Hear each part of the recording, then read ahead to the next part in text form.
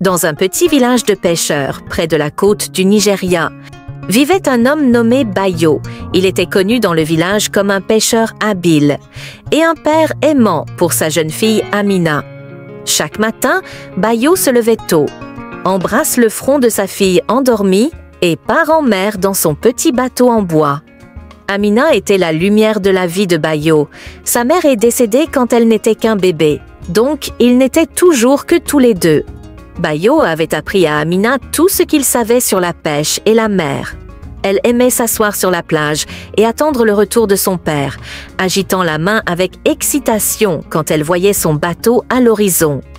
Un jour, quand Amina avait 7 ans, elle a supplié son père de l'emmener pêcher avec lui. Bayo était hésitant, mais les grands yeux marrons d'Amina et son sourire impatient l'ont convaincu. « D'accord, mon petit poisson, » dit-il. Mais tu dois promettre d'être très prudente et de faire exactement ce que je dis. Amina hocha la tête avec enthousiasme et le lendemain matin, ils partent ensemble.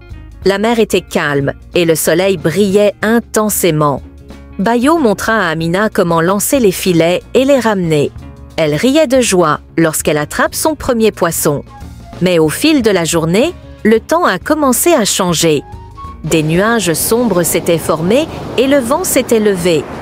Bayo savait qu'il devait retourner sur le rivage alors qu'il faisait demi-tour avec le bateau. Une grosse vague s'abat sur eux. Bayo s'est accroché fermement au bateau. Mais quand il s'est retourné, Amina avait disparu. « Amina !» cria-t-il, scrutant les eaux agitées. Il a plongé dans la mer encore et encore, à la recherche désespérée de sa fille. Mais la mer était trop agitée et Amina était introuvable. 4 jours durant, Bayo l'a cherchée. Tout le village aidait en ratissant les plages et envoyait des équipes de recherche, mais Amina n'est jamais réapparue. Les semaines se sont transformées en mois et pourtant, Bayo ne pouvait toujours pas accepter que sa fille soit partie. Il a arrêté de pêcher et passait ses journées à marcher le long de la côte, regardant la mer qui avait emporté son enfant. Les autres villageois ont essayé de le réconforter, mais Bayo les repoussait. Son chagrin était comme une lourde pierre dans sa poitrine, l'alourdissant à chaque pas. Un soir, alors que Bayo était assis sur la plage, une vieille femme du village s'est approchée de lui. Elle s'appelait Mama Mira et elle était connue pour sa connaissance des vieilles histoires et légendes.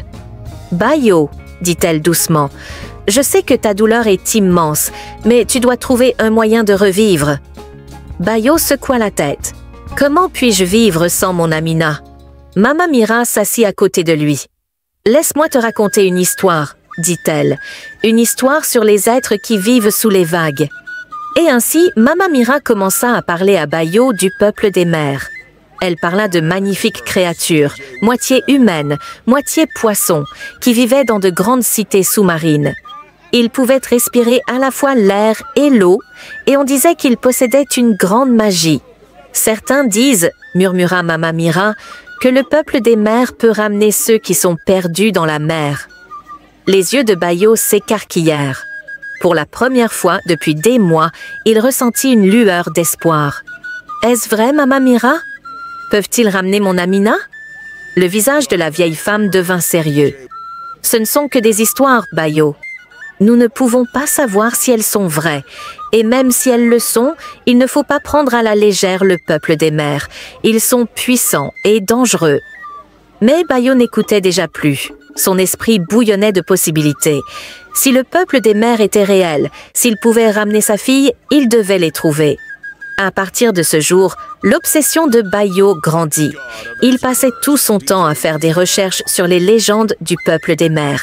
Il interrogeait les voyageurs sur des apparitions étranges en mer et observait les vagues à la recherche de signes de ces créatures magiques. Les villageois ont commencé à s'inquiéter pour Bayo. Ils murmuraient que le chagrin l'avait rendu fou. Mais Bayo se moquait bien de ce qu'il pensait. Il savait que quelque part, sous les vagues, se trouvait la clé pour ramener sa fille. Les mois passèrent et Bayo continua à rechercher. Il négligeait son travail, sa maison et lui-même. Son corps autrefois fort s'affaiblit et ses yeux prirent un air sauvage et désespéré. Puis, une nuit orageuse, tout a changé. Bayo marchait le long de la plage, comme il le faisait chaque nuit, lorsqu'il entendit un son étrange. C'était comme un chant, mais plus beau que n'importe quelle voix humaine qu'il avait jamais entendue. Il suivit le son en trébuchant sur les rochers et à travers les vagues déferlantes. Là, dans une petite mare cachée parmi les rochers, il la vit, une petite silhouette pas plus grande que Amina, avec une peau vert pâle et de longs cheveux flottants. Mais là où des jambes auraient dû être, il y avait une queue de poisson scintillante. Le cœur de Bayo battait à tout rompre, une enfant sirène, la réponse à toutes ses prières. Sans réfléchir, il se précipite et attrape l'enfant. Elle se débattait dans ses bras, sa queue frappant contre ses jambes, mais Bayo tenait fermement. « Tu la ramèneras » murmura-t-il, les yeux fous. « Tu la ramèneras, mon Amina » Alors qu'il portait l'enfant sirène loin de la mer, ses cris résonnaient dans la nuit, mais Bayo ne les entendait pas. Tout ce qu'il entendait, c'était le battement de son propre cœur et le murmure de l'espoir qu'enfin, il reverrait sa fille. Bayo porte l'enfant sirène jusqu'à sa petite hutte à la périphérie du village. Il avait depuis longtemps barricadé les fenêtres et gardait la porte verrouillée, se cachant des regards inquiets et compatissants de ses voisins. Désormais, ce secret servira à une nouvelle fin. À l'intérieur, il a placé l'enfant sirène dans une grande baignoire en bois remplie d'eau de mer. L'enfant se débattait et gémissait. Ses cris, un mélange de sons humains et de dauphins, n'étaient que pure souffrance, et Bayo n'avait jamais entendu quelque chose de pareil. Mais l'esprit de Bayo était trop concentré sur son objectif pour ressentir de la sympathie. Il dit alors, sa voix rauque après tant de silence, « Tu vas ramener mon Amina ». L'enfant sirène le regarde avec des yeux grands et effrayés. « Je ne comprends pas », dit-elle, sa voix bouillonnant comme l'eau sur les rochers. « Qui es-tu? Où suis-je? Je veux rentrer chez moi. » Bayo cligna des yeux, surpris. Il ne s'attendait pas à ce que la créature parle sa langue. « Tu es là pour m'aider, » dit-il. « Ma fille Amina a été emportée par la mer. Tu vas la ramener. » L'enfant sirène secoue la tête, ses longs cheveux ressemblant à des algues ondulantes. « Je ne peux pas faire ça, je n'ai pas ce genre de pouvoir. S'il te plaît, laisse-moi retourner auprès de ma famille. » Mais Bayo refusait d'écouter. Il était convaincu que cette créature magique était la clé pour retrouver Amina.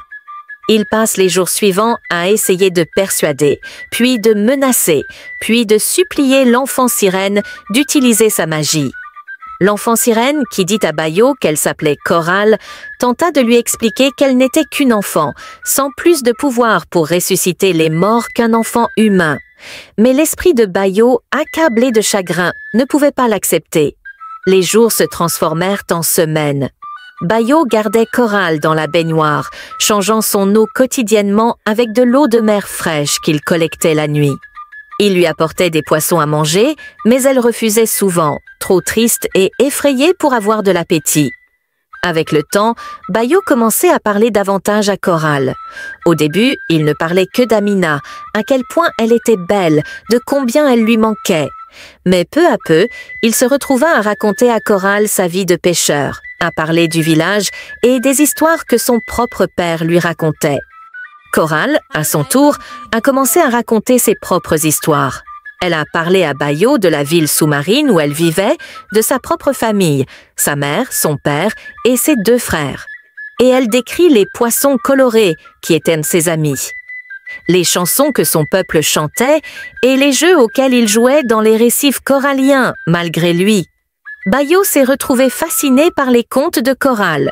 Il avait toujours aimé la mer, et entendre parler des merveilles sous les vagues éveillait en lui quelque chose qui était resté en sommeil depuis la mort d'Amina.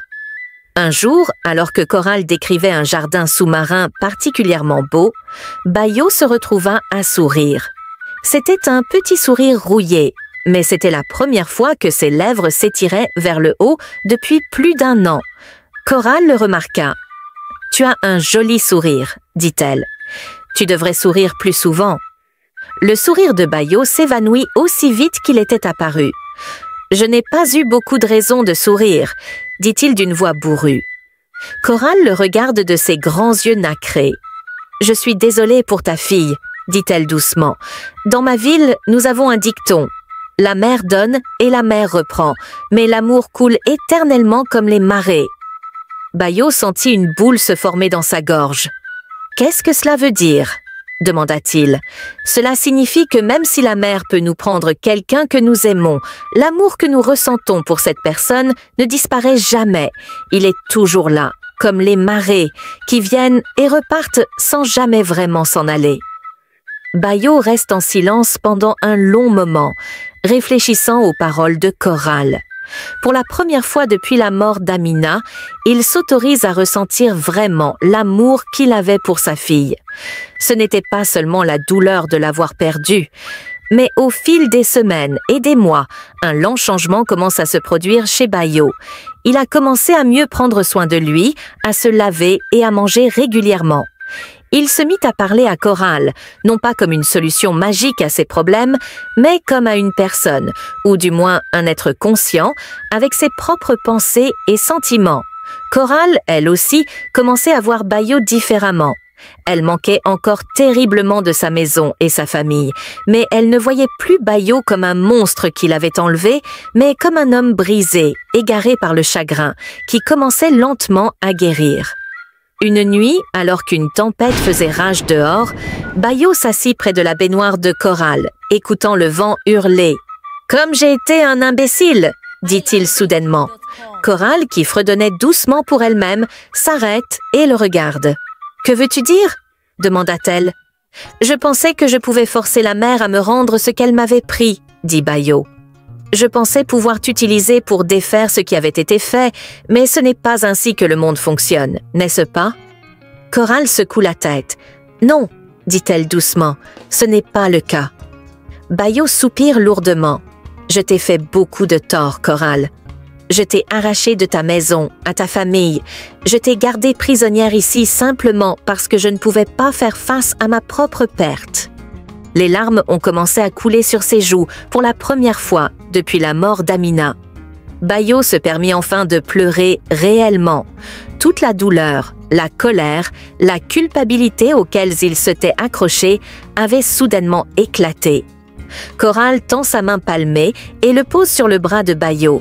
« C'est pas grave, dit-elle, tu souffrais. Parfois, quand on a mal, on fait des choses que l'on ne ferait pas normalement. » Bayo la regarde, sa vision brouillée par les larmes. « Comment peux-tu me pardonner aussi facilement ?» Coral sourit. « Parce que j'ai vu le bon en toi, Bayo. Tu n'es pas une mauvaise personne. Tu es quelqu'un qui s'est égaré à un moment, mais qui retrouve maintenant son chemin. » Alors que la tempête continuait à faire rage dehors, Bayo prit une décision. Demain, il dit « Je te ramène à la mer. » Les yeux de Coral s'agrandissent. « Vraiment ?» demande-t-elle, à peine capable d'y croire. Bayo hoche la tête. « Il est temps que tu rentres chez toi et il est temps pour moi de lâcher prise. » Cette nuit-là, alors que Coral dormait, Bayo restait éveillé, réfléchissant à tout ce qui s'était passé. Il pensait à Amina, au jour où il l'avait perdue, à la douleur qui l'avait consumée. Mais pour la première fois, il s'autorise aussi à penser aux moments heureux, au rire d'Amina, à la façon dont ses yeux s'illuminaient lorsqu'elle le voyait, à la sensation de sa petite main dans la sienne. Alors que la première lueur de l'aube commençait à filtrer à travers les fissures des fenêtres condamnées, Bayo sentit quelque chose changer en lui.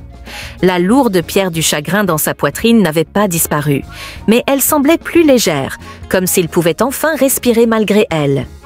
Il regarde Coral, paisiblement dans son sommeil, et sut qu'il était temps pour eux deux de retourner là où ils appartenaient. Alors que le soleil se levait, Bayo réveille doucement Coral. « Il est temps !» dit-il doucement. Les yeux de Coral s'illuminèrent d'un mélange d'excitation et d'incrédulité. Bayo la soulève délicatement de la baignoire et l'enveloppe dans une couverture humide pour garder sa peau hydratée. Il quitte la cabane à la lumière du petit matin, alors que le village était encore calme. Bayo porte Coral jusqu'à la plage, le cœur lourd mais déterminé. Lorsqu'ils atteignent le bord de l'eau, il s'arrête.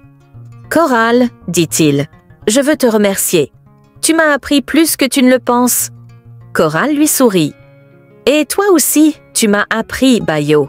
J'ai appris que même les humains peuvent changer leur cœur.